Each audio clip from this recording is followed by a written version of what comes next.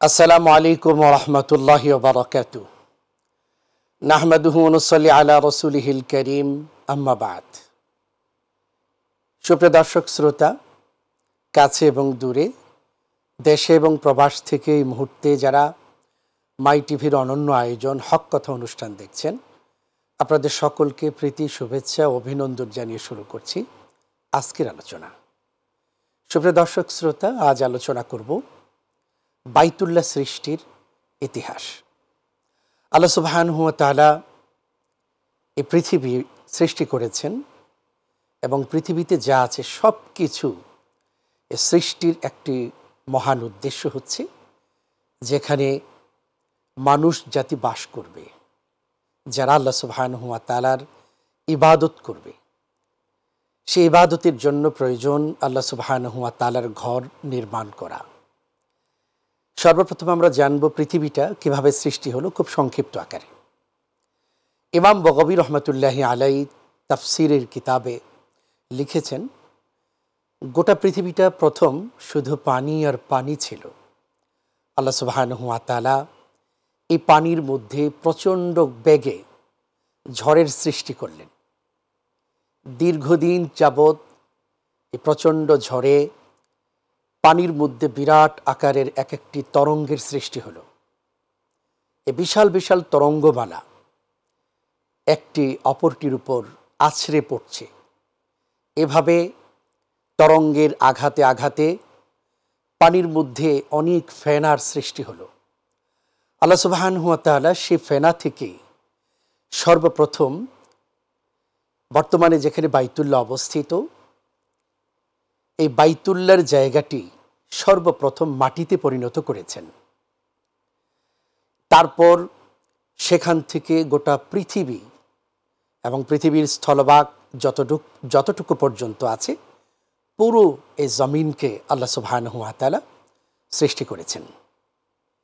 পানির উপরে ভাসমান এই পৃথিবী যেন নড়ে চড়ে না যায়, উল্টে না যায়, তার জন্য গোটা পৃথিবীর সকল পাহাড় পর্বতগুলোকে পেরেক হিসাবে ব্যবহার করেছেন।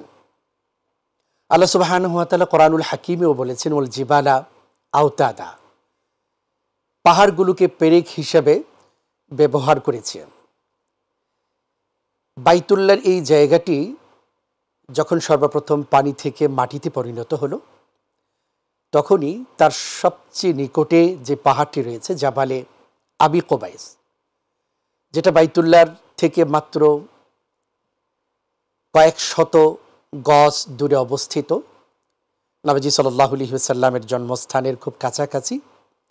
এবং হাজী সাহেবগণ 10, 11, 12 তারিখে মিনায় শয়তানকে পাথর মেরে পায়ে হেঁটে যে টানেলগুলো পার হয়ে হেরেমের মধ্যে প্রবেশ করে থাকে, সেই টানেলের খুব সন্নিকটে জাবালে আবি কুবাইস। তাফসিরের কিতাবে এসেছে এই পাহাড়টি হচ্ছে পৃথিবীর সর্বপ্রথম পাহাড় এবং এই জাবালে কুবাইস এটি হচ্ছে সবচেয়ে মজবুত একটি পাহাড়। আল্লাহ সুবহানাহু ওয়া তাআলা সর্বপ্রথম এই জাবালে আবি কুবাইসকে সৃষ্টি করেছেন। এই জাবালে আবি কুবাইসের অনেক বিশেষত্ব, অনেক ইতিহাস রয়েছে। হযরত ইব্রাহিম আলাইহিস সালাম যখন বাইতুল্লাহকে পুনর্নির্মাণ করেছিলেন আল্লাহ সুবহানাহু ওয়া তাআলার নির্দেশে, তখন আল্লাহ সুবহানাহু ওয়া তাআলা গোটা বিশ্ববাসীকে হজের জন্য এলান করার জন্য নির্দেশ দিয়েছেন। ইব্রাহিম আলাইহিস সালাম তখন আল্লাহ সুবহানাহু ওয়া তাআলার নির্দেশ পেয়ে জাবালে আবি কুবাইসের চূড়ায় উঠে হজের জন্য ঘোষণা করেছিলেন। এটি হচ্ছে জাবালে আবি কুবাইস। এই জাবালে আবি কুবাইস সহ আরবের ভূমিতে লক্ষ লক্ষ পাথরের পাহাড় রয়েছে। এই সকল পাহাড়গুলোকে আল্লাহ সুবহানাহু ওয়া তাআলা মজবুতির জন্য, যেন নড়ে চড়ে না ওঠে, মানুষের বসবাসে জীবন যাপনে কোনো ধরনের বাধাগ্রস্ত না হতে হয়, তার জন্য এই পাহাড়গুলোকে সৃষ্টি করেছেন। এবং গোটা পৃথিবীতে যত পাহাড় আমরা দেখছি, পাথরের পাহাড় হোক কিংবা মাটির পাহাড়, সমস্ত পাহাড়গুলোকে আল্লাহ সুবহানাহু ওয়া তাআলা পেরেক হিসেবে সৃষ্টি করেছেন। এভাবে পৃথিবীর সৃষ্টি হয়েছে। আল্লাহ সুবহানাহু ওয়া তাআলা ইচ্ছা করলেন পৃথিবীতে মানুষ প্রেরণ করবেন। হযরত আদম আলাইহিসসালাম এবং হাওয়া আলাইহিসসালামকে সৃষ্টি করার পরে জান্নাতে বসবাস করার জন্য আল্লাহ সুবহানাহু ওয়া তাআলা সুযোগ করে দিয়েছিলেন। ইতিহাসগুলো আমরা জানি। তারপরে একটি কৌশলে আল্লাহ সুবহানাহু ওয়া তাআলা আদম এবং হাওয়া আলাইহিসসালামকে জান্নাত থেকে দুনিয়ার এই জমিনে প্রেরণ করেছেন। তাফসীরের কিতাবে এসেছে হযরত আদম আলাইহিসসালাম জান্নাত থেকে পৃথিবীর এই জমিনে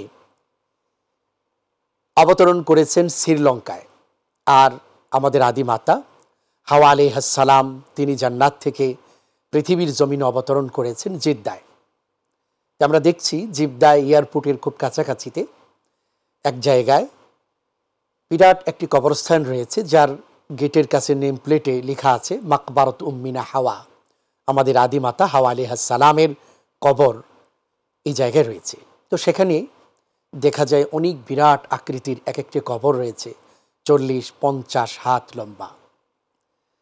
ইতিহাস থেকে যেটা পাওয়া যায় হযরতে হাওয়া আলাইহিসসালামের কবর এই জিদ্দায় রয়েছে।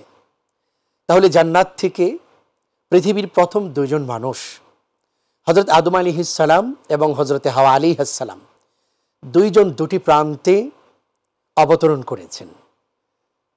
আদম আলাইহিসসালাম অবতরণ করেছেন শ্রীলঙ্কায়, হাওয়া আলাইহিসসালাম জান্নাত থেকে অবতরণ করেছেন জিদ্দায়। পৃথিবীতে দুইজন মানুষ, এখন কে কোথায় আছেন জানা নেই, কখন সাক্ষাৎ হবে, আদৌ কোনোদিন হবে কিনা সেটাও কিন্তু জানতেন না। এমন একটি পরিবেশ, কোনো মানুষ নেই। কিন্তু যেই ভুলের কারণে, যেই ত্রুটির কারণে আল্লাহ সুবহানাহু ওয়া তাআলা একটু নারাজ হয়েছেন এবং ওনাদের উভয়কে জান্নাত থেকে দুনিয়াতে প্রেরণ করেছেন, এই ভুলের জন্য আদম এবং হাওয়া আলাইহিসসালাম ওনারা লজ্জিত ছিলেন। আল্লাহ সুবহানাহু ওয়া তাআলার কাছে অনুতপ্ত হয়ে, লজ্জিত হয়ে ক্ষমা প্রার্থনা করছিলেন। দুইজনই রওনা হলেন আল্লাহ সুবহানাহু ওয়া তাআলার ঘরের সন্ধানে, আল্লাহ পাকের ঘর বাইতুল্লাহর সন্ধানে দুজনই রওনা হয়েছেন অজানার এক পথে। কে পথ দেখাবে? কেউ নেই। হাঁটতে শুরু করেছেন অজানার পথে।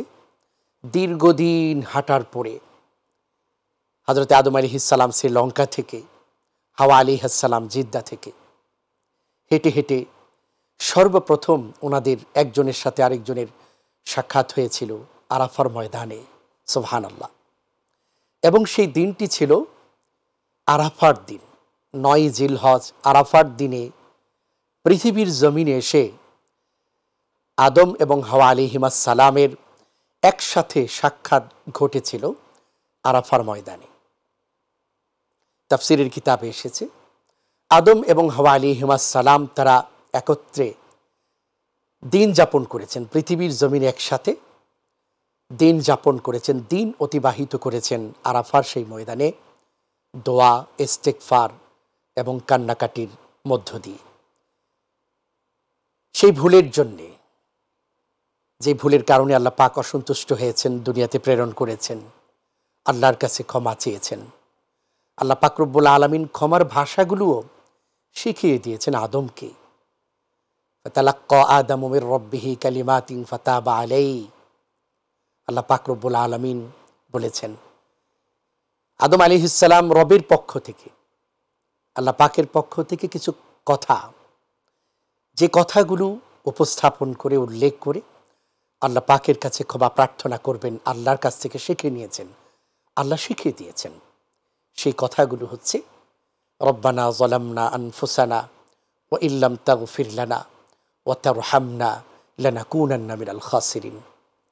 হে আমাদের প্রতিপালক, আমরা আপনার হুকুমকে অমান্য করে নিজেদের উপরে জুলুম করেছি। যদি আপনি ক্ষমা না করেন, যদি আপনি আমাদের উপরে দয়া অনুগ্রহ না করেন, তাহলে নিঃসন্দেহে আমরা ক্ষতিগ্রস্ত হয়ে যাব। এভাবে হযরত আদম এবং হাওয়া আলাইহিসসালাম সারাদিন আরাফার ময়দানে অবস্থান করে আল্লাহ পাক রব্বুল আলামিনের কাছে ক্ষমা প্রার্থনা করেছেন। হাদিসে এসেছে, তাফসিরের কিতাবে এসেছে, আল্লাহ পাকের কাছে আরাফার দিনে, আরাফার ময়দানে ওই সময়ে দুইজনের কান্নাকাটি, দোয়া, ইস্তেগফার, ক্ষমা প্রার্থনা আল্লাহ কবুল করেছেন। আল্লাহ পাক রব্বুল আলামিন জানিয়ে দিয়েছেন, আপনাদের ভুলকে আমি ক্ষমা করে দিয়েছি। সুবহানাল্লাহ। তো আল্লাহ পাকের কাছে এই অবস্থান এবং দোয়া কান্নাকাটি এটা এতটাই পছন্দ হয়েছে, কিয়ামত পর্যন্ত যত হাজী সাহেবগণ বাইতুল্লাহর হজের জন্য যাবে, 9 জিলহজ আরাফার ময়দানে অবস্থানকে ফরজ করে দিয়েছেন। সুবহানাল্লাহ। এরপর আদম আলাইহিস সালাম এবং হাওয়া আলাইহিস সালাম দুজনে পায়ে হেঁটে মুজদালিফার ময়দান পর্যন্ত চলে গেলেন। দীর্ঘ পথের ক্লান্তি, এত দূর পর্যন্ত হেঁটে, কোনো যানবাহন ছিল না, কোনো বাহন ছিল না, পায়ে হেঁটে মুজদালিফার ময়দানে, বর্তমানে যেখানে মসজিদে মাশআরে হারাম অবস্থিত, তার চত্বরে আদম এবং হাওয়া আলাইহিস সালাম সর্বপ্রথম পৃথিবীর জমিনে রাত্রি যাপন করেছেন। কিছু সময় দোয়া করেছেন, কান্নাকাটি করেছেন, বিশ্রাম করেছেন আল্লাহর কাছে। মুজদালিফার সেই ময়দানে 9 জিলহজ দিবাগত রাতের এই অবস্থান, সেটাও এতটা পছন্দ হয়েছে হাজিদের জন্য। 9 জিলহজ দিবাগত রাতে আরাফা থেকে ফিরে গিয়ে মুজদালিফার ময়দানে অবস্থান করা, বিশেষ করে সুবহে সাদিক থেকে নিয়ে সূর্যাস্ত পর্যন্ত এর ভিতরে কিছু সময় অন্তত অবস্থান করাকে ওয়াজিব করে দিয়েছেন। তারপর হজরত আদম এবং হাওয়া আলাইহিস সালাম পায়ে হেঁটে মিনা হয়ে বর্তমানে বাইতুল্লাহ যেখানে রয়েছে সেখানেও পৌঁছে গেলেন। এখন এই বাইতুল্লাহ সর্বপ্রথম কে নির্মাণ করেছে, 2 ধরনের মতামত তাফসিরের কিতাবে পাওয়া যায়। একটি মত হচ্ছে, আল্লাহ সুবহানাহু ওয়া তাআলা পৃথিবীর জমিনে আদম এবং হাওয়া আলাইহিস সালামকে প্রেরণ করার আগেই ফেরেশতাদেরকে নির্দেশ দিলেন, আদম পৃথিবীতে আসবে, আমি পৃথিবীতে মানুষ প্রেরণ করব, তারা আমার ঘর, এই ঘরকে লক্ষ্য করে, এই ঘরের তওয়াফ করে, এই ঘরের দিকে ফিরে ইবাদত করবে, হজ করবে, উমরা করবে, নামাজ আদায় করবে, অতএব আমার ঘর বাইতুল্লাহ নির্মাণ করো। তাফসিরের কিতাবে এসেছে, আল্লাহ সুবহানাহু ওয়া তাআলার নির্দেশ পেয়ে সর্বপ্রথম ফেরেশতাগণ বাইতুল্লাহ নির্মাণ করেছিলেন। দ্বিতীয় আরেকটি মত হচ্ছে, আদম এবং হাওয়া আলাইহিস সালাম যখন আরাফা, মিনা, মুজদালিফা হয়ে হারামে পৌঁছেছেন, বাইতুল্লাহ এখন যেখানে অবস্থিত সেখানে যখন পৌঁছেছেন, আল্লাহ পাক রব্বুল আলামিন নির্দেশ দিলেন, তোমাদের জন্য গৃহ নির্মাণের আগে, বসবাসের জন্য ঘর নির্মাণের আগে সর্বাগ্রে আমি রবের জন্য ঘর নির্মাণ করো, যে ঘরের তওয়াফ করবে কিয়ামত পর্যন্ত আনেওয়ালা প্রতিটি মানুষ, যে ঘরের দিকে ফিরে লোকেরা নামাজ আদায় করবে। আল্লাহ পাকের নির্দেশ পেয়ে হজরতে আদম আলাইহিস সালাম সর্বপ্রথম আল্লাহ পাকের ঘর বাইতুল্লাহকে নির্মাণ করেছেন। এরপরে একটানা নূহ আলাইহিস সালাম পর্যন্ত সেই বাইতুল্লাহ ছিল। নূহ আলাইহিস সালামের সময় মহাপ্লাবনে গোটা পৃথিবীর স্থলভাগ যখন পানিতে ডুবে গিয়েছিল, তখন বাইতুল্লাহ নিশ্চিহ্ন হয়ে গিয়েছিল। তাফসিরের কিতাব থেকে পাওয়া যায়, অঝরে বৃষ্টি হলে, মুষলধারে বৃষ্টি হলে শুধুমাত্র এই জায়গাটা একটু উঁচু ছিল, 2 পাশ থেকে পানির স্রোত বেয়ে যেত, বাইতুল্লাহর এই জায়গাটুকু একটু উঁচু ছিল, কিন্তু কোনো দেয়াল ছিল না। মহাপ্লাবনে সেটা ভেঙ্গে একাকার হয়েছিল। হজরতে নূহ আলাইহিস সালাম পৃথিবী থেকে বিদায় হয়ে যাওয়ার 2000 বছর পরে আল্লাহ সুবহানাহু ওয়া তাআলা হজরত ইব্রাহিম আলাইহিস সালামকে পৃথিবীতে প্রেরণ করেছেন। আল্লাহ সুবহানাহু ওয়া তাআলা চেয়েছেন ইব্রাহিম এবং ইসমাইল আলাইহিস সালামের মাধ্যমে বাইতুল্লাহকে পুনর্নির্মাণ করবেন। ইব্রাহিম আলাইহিস সালাম বসবাস করতেন সিরিয়াতে। আমরা জানি ইব্রাহিম আলাইহিস সালাম প্রায় 100 বছর পর্যন্ত নিঃসন্তান ছিলেন। আল্লাহ পাকের কাছে একটি সন্তানের জন্য কত রোনাজারি করেছেন, কত কান্নাকাটি করেছেন। 90 কিংবা 120 বছর বয়সে একটি পুত্র সন্তান লাভ করেছেন। জন্মের পরপরই আল্লাহ পাক রব্বুল আলামিন নির্দেশ দিলেন, ইব্রাহিম আলাইহিস সালাম যেন তার নবজাতক সন্তান এবং তার স্ত্রী হাজেরাকে বাইতুল্লাহ এখন যেখানে অবস্থিত তার আশপাশে যেন রেখে যান। এই ইতিহাসগুলো আমরা জানি। হযরত ইব্রাহিম আলাইহিস সালাম নবজাতক সন্তান এবং তার স্ত্রীকে রেখে গেলেন খুব সামান্য খাবার আর পানি দিয়ে, আল্লাহর উপর ভরসা করে সেখানে রেখে সিরিয়ার উদ্দেশ্যে রওনা হয়ে গেলেন। এরপরে আস্তে আস্তে আল্লাহ পাক রব্বুল আলামিন এই মক্কাকে একটা জনমানবহীন প্রান্তর থেকে জনবহুল প্রান্তরে পরিণত করেছেন। সেই ইতিহাসগুলো আমরা অনেকেই জানি। দুজন মানুষ, একটি শিশু এবং একজন মহিলা, কি করে সেখানে পানির সন্ধান পেয়েছিল, এই ইতিহাসগুলো আমাদের জানা আছে। পানি যখন শেষ, সাফা থেকে মারওয়া চতুর্দিকে দৌড়াদৌড়ি করেছেন, 7 চক্কর দিয়েছেন। সর্বশেষ আল্লাহ সুবহানাহু ওয়া তাআলা ইসমাঈল আলাইহিস সালামকে যেখানে শুয়ে রেখেছিল তার পায়ের নিচ থেকে স্বচ্ছ পানির এক ফোয়ারা জারি করে দিয়েছেন, যাকে আমরা জমজমের কূপ, জমজমের পানি বলে থাকি।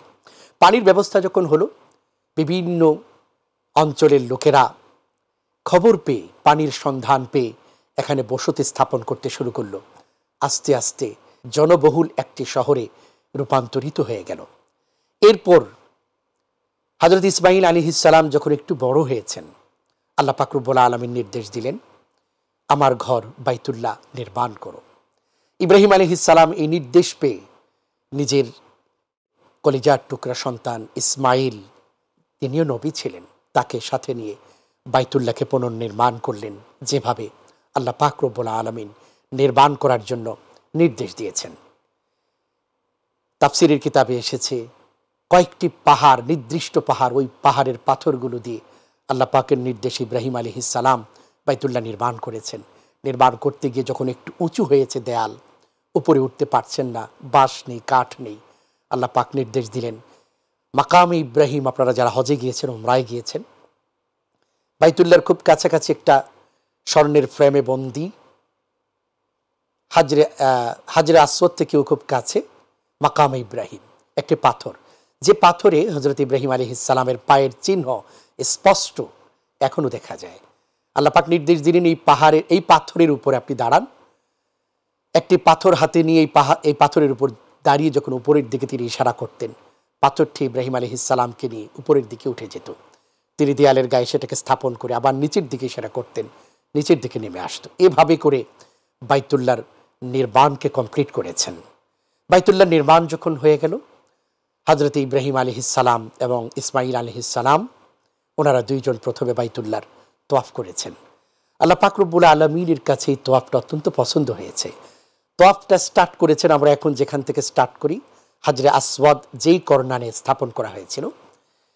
নূহ আলাইহিস সালামের সময় মহাপ্লাবনে যখন বাইতুল্লাহ নিশ্চিহ্ন হয়ে গিয়েছিল, আল্লাহ পাকের নির্দেশে তাফসীরের কিতাবে এসেছে জিবরাইল আলাইহিস সালাম এই পাথরটি ওই জাবালে আবি কুবাইসের মধ্যে সংরক্ষণ করেছিলেন। ইব্রাহিম আলাইহিস সালাম বাইতুল্লাহ যখন পুনর্নির্মাণ করছিলেন, ইসমাঈল আলাইহিস সালামকে বলেছিলেন একটি সুন্দর পাথর নিয়ে আসো, লোকেরা তোয়াফ কোথা থেকে স্টার্ট করবে এটাকে চিহ্নিত করার জন্য দেয়ালের গায়ে বাইতুল্লাহর একটি কর্নারের মধ্যে এটাকে স্থাপন করব। হযরত ইসমাঈল আলাইহিস সালাম খুঁজে খুঁজে সেই জাবালে আবি কুবাইস থেকে সেই পাথরটি, যেই পাথরটি ছিল জান্নাতি পাথর, হযরত আদম আলাইহিস সালাম সাথে করে নিয়ে এসেছিলেন এই জান্নাতি পাথর। এই পাথরটি ইব্রাহিম আলাইহিস সালাম হাজরে আসওয়াদ, যেটাকে আমরা জানি, হাদিসের মধ্যে এসেছে, বাইতুল্লাহর এই কর্নারে স্থাপন করেছেন, যাতে করে লোকেরা এখান থেকে তোয়াফ স্টার্ট করে শুরু করে। ইব্রাহিম এবং ইসমাঈল আলাইহিস সালাম ওনারাও বাইতুল্লাহকে নির্মাণ কমপ্লিট করে আল্লাহর নাম নিয়ে তোয়াফ স্টার্ট করলেন, শুরু করলেন হাজরে আসওয়াদ থেকে, হাজরে আসওয়াদকে চুম্বন করে। আল্লাহ পাকের কাছে এই তোয়াফটা এতটা পছন্দ হয়েছে, 7টি চক্কর তারা দিয়েছিল। আল্লাহ পাক নির্দেশ দিলেন, আপনারা দুইজনই শুধু আমার ঘর বাইতুল্লাহ তোয়াফ করবেন, গোটা পৃথিবীর মানুষ যেন তোয়াফ করার জন্য আসতে পারে, পায়ে হেঁটে, সাওয়ারিতে চড়ে, এর জন্য এলান করে দিন। ইব্রাহিম আলাইহিস সালাম বললেন, আমি একজন বৃদ্ধ মানুষ, গোটা পৃথিবীর মানুষকে কি করে জানিয়ে দেব? আল্লাহ পাক নির্দেশ দিলেন, জাবালে আবি কুবাইসের চূড়ায় উঠে আপনি এলান করে দিন, গোটা পৃথিবীতে যত মানুষ আছে, কিয়ামত পর্যন্ত যত মানুষ আসবে, সমস্ত মানুষের কানে আমি পৌঁছে দিব। ইব্রাহিম আলাইহিস সালাম পাহাড়ের চূড়ায় উঠে আওয়াজ দিয়ে দিলেন, ওয়াযিন ফিন্নাস বিল হজ্জ ইয়াতুকা রিজালা ওয়া আলা কুল্লি দামিরিন ইয়াতুনা বিকুল্লি ফাজ্জিন আমিক। এই ঘোষণা দিলেন আল্লাহ পাক রব্বুল আলামিন। ইব্রাহিম আলাইহিস সালামের এই ঘোষণা যত মানুষ পৃথিবীতে ছিল, কিয়ামত পর্যন্ত যারা আসবে, সকলের কানে পৌঁছে দিয়েছেন। হাদিসের মধ্যে এসেছে, এই আওয়াজ পাওয়ার সাথে সাথে যারা লাব্বাইক বলেছেন, নবীজি বলেছেন, তারা জীবনে একবার হলেও আল্লাহ পাকের ঘর জিয়ারত করার সুযোগ পাবে, তাদের তৌফিক হবে। আল্লাহ সুবহানাহু ওয়া তাআলা আমাদের সকলকে হজ উমরা করার তৌফিক দান করুন। জীবনে একবার হলেও বাইতুল্লাহ জিয়ারত যেন আমাদের জন্য নসিব করেন, আমিন। ওয়া আখিরু দাওয়ানা আলহামদুলিল্লাহি রাব্বিল আলামিন।